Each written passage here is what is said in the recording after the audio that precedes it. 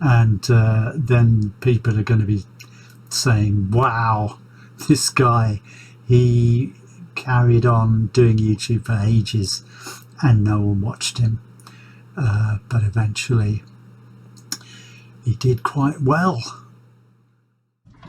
What's up, YouTube?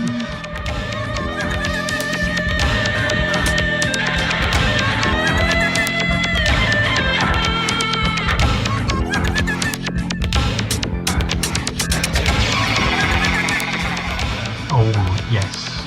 Yeah, that's good.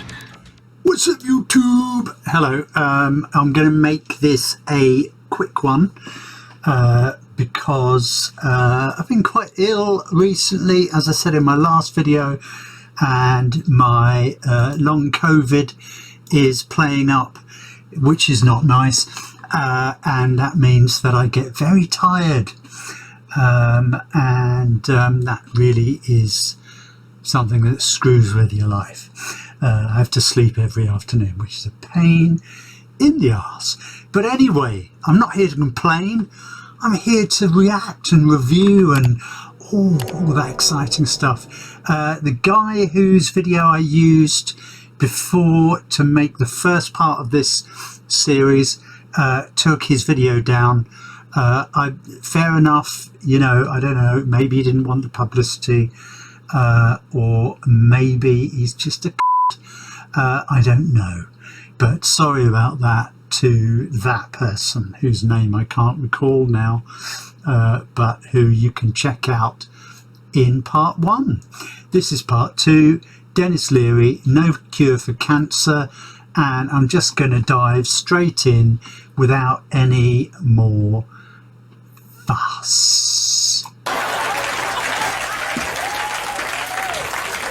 I'm not happy, I'm not happy. Nobody's happy, okay? Happiness comes in small doses, folks. It's a cigarette or a chocolate chip cookie or a 5-second orgasm. That's it, okay? You come, you eat the cookie, you smoke the butt, you go to sleep, you get up in the morning and go to fucking work, okay?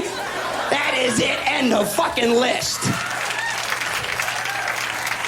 I'm just not happy. Shut the fuck up, all right? That's the name of my new book, Shut the Fuck Up by Dr. Denis Leary. A revolutionary new form of therapy. I'm gonna have my patients come in, doctor, I shut the fuck up, next. I don't feel so, shut the fuck up, next. He made me feel so much better about myself, you know? He just told me to shut the fuck up, and nobody had ever told me that before. I feel so much better now. Whining fucking maggots. Well, here's to all you people who can't drink anymore.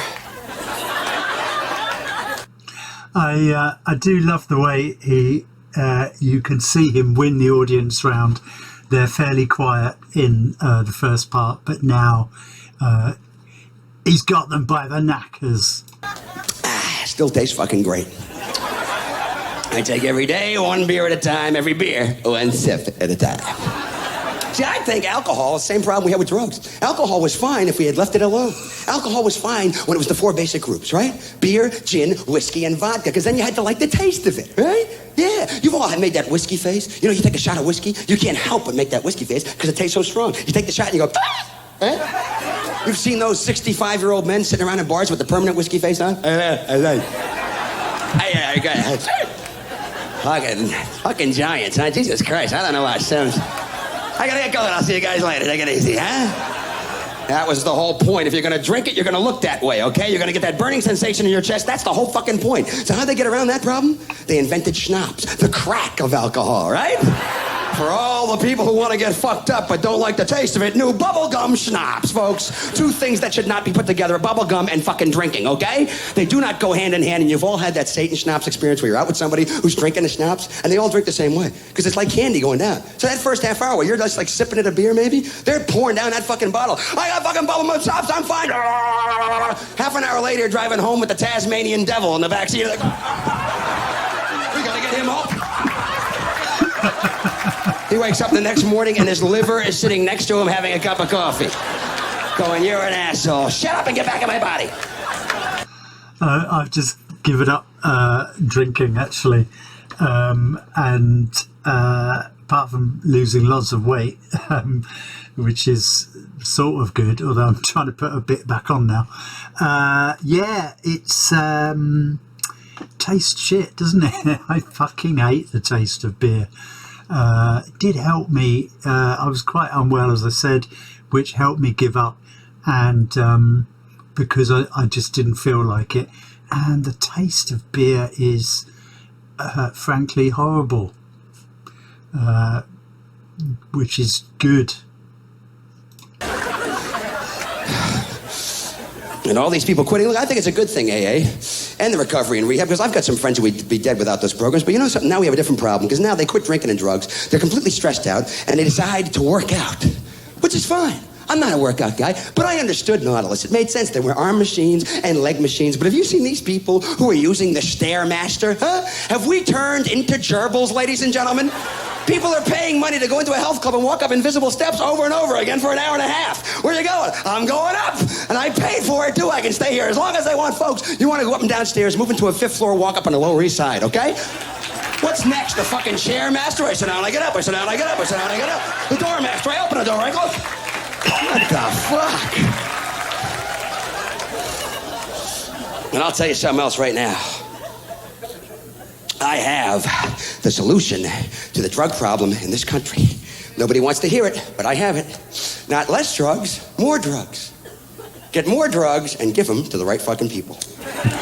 Because every time you read about some famous guy overdosing on drugs, it's always some really talented guy. It's always like Len Bias or Janis Joplin or Jimi Hendrix or John Belushi, you know what I mean? The people you want to have overdose on drugs never would. Like Motley Crue would never fucking overdose, man, never. You could put them in a room with 2 tons of crack. They come out a half an hour later, oh, God, man. Shit, they're still alive. Fuck.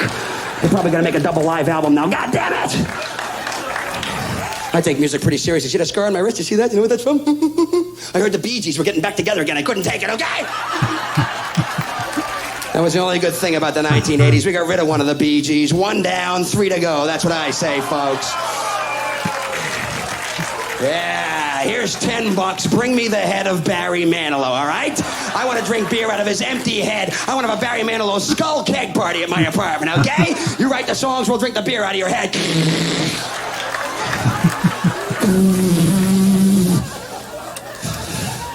We live in a country where John Lennon takes 6 bullets in the chest. Yoko Ono was standing right next to him. Not 1 fucking bullet. Explain that to me. Explain it to me, God. Explain it to me, God. I want it explained to me now. That's not funny. That's just true. Jesus. Now we got 25 more years. Yeah, I'm real fucking happy now, God. I'm wearing a huge happy hat. Jesus Christ! I mean, Stevie Ray Vaughan is dead, and we can't get John Bon Jovi in a helicopter. Come on, folks. Get on that helicopter, John. Shut the fuck up and get on that helicopter. There's a hairdresser in there. Yeah, go ahead in there. Yeah, yeah.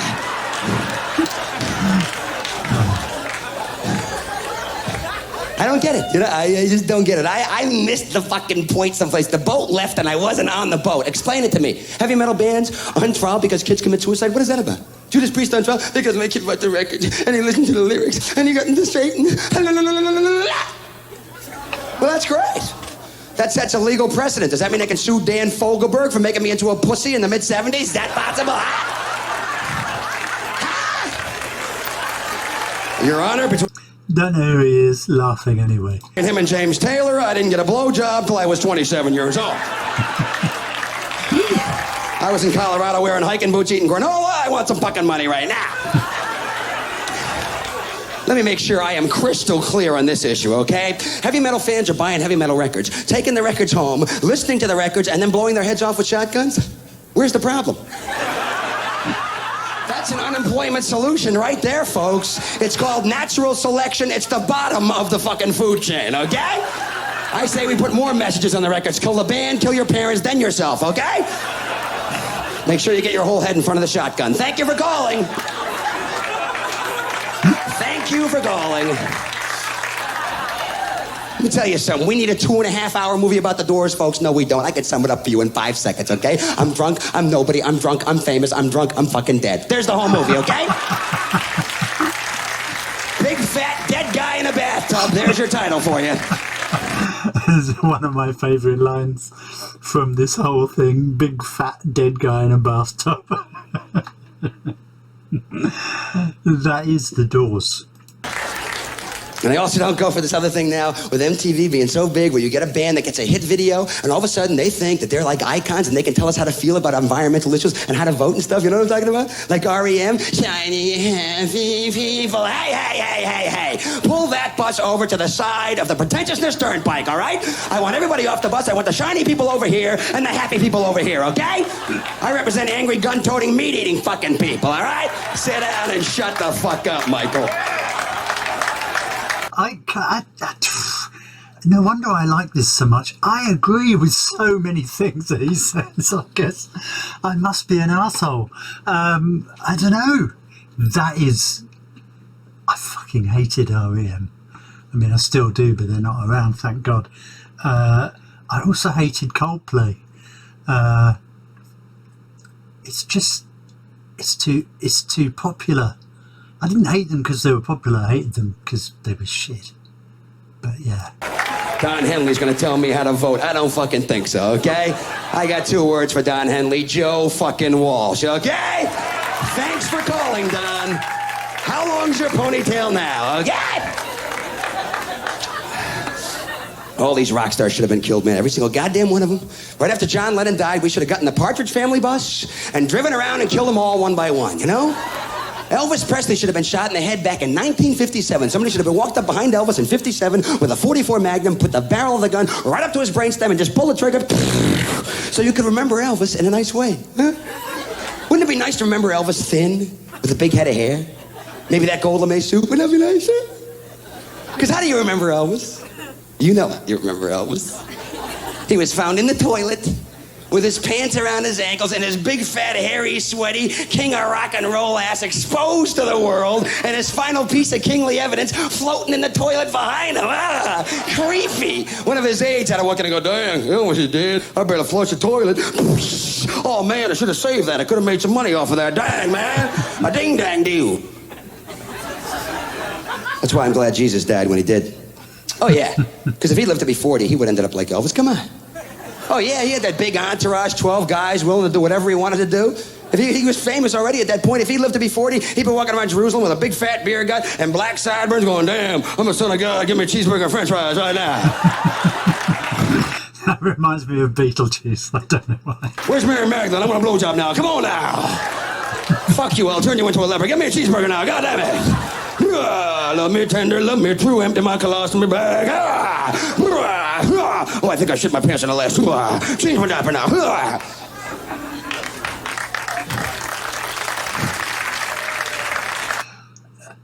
Let's stop there. It's so good. So good. I don't like Elvis though. That's where I diverge from Mr. Leary. Thank you. That was part 2. Yeah, as I said, it's nice to see the audience warming up, and that takes just takes skill. If you're a stand-up, you have to win the audience round and get them on side, and he's definitely done that. It's brilliant to see a master at work. It really is. I'm going to do at some point a Theo Von reaction, because he's another one who's just another brilliant stand-up. Not really like Denis Leary, but similarly brilliant. He's got a very different sort of delivery. But yeah, this is it. So No Cure for Cancer, 1992, very long time ago. A lot of the themes are very similar to the things that are going on now. I guess that section was mainly about the music industry, and as I said, I cannot agree with Denis Leary enough, because it's worth saying that he's sort of playing a character here, as to a great extent all stand-ups do. He's playing the part of an arsehole, but in the same measure, a lot of what he's saying he obviously, I assume, does believe. especially all the stuff he's talking about the Motley Crue. Another one I always hated was AC/DC.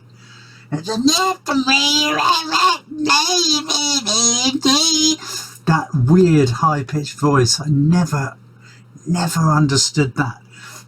Red Hot Chili Peppers used to have that going on, but the lead singer did thankfully stop singing in that strange high-pitched way, and I really like some of their more recent stuff. That's it. I think Denis Leary is amazing. This is amazing. It's a shame he didn't go on to do a great deal more, as far as I can tell. I'll have a little trawl through YouTube, but I think he sort of peaked with this. And but hey, I mean, if you can do something as good as this, then you know, fine, you've peaked, you've done well, you know, very much like me. I mean, I haven't peaked yet. I think I probably will on YouTube in about a decade, and then people are going to be saying, wow, this guy, he carried on doing YouTube for ages and no one watched him, but eventually he did quite well. So don't forget to like and subscribe, hit the notifications button, smash that like button in the face, full in the face, until you break its nose and the blood runs down, hemorrhaging over its chin. And leave a comment below, and I'll see you on part 3, I guess. Don't nobody go nowhere.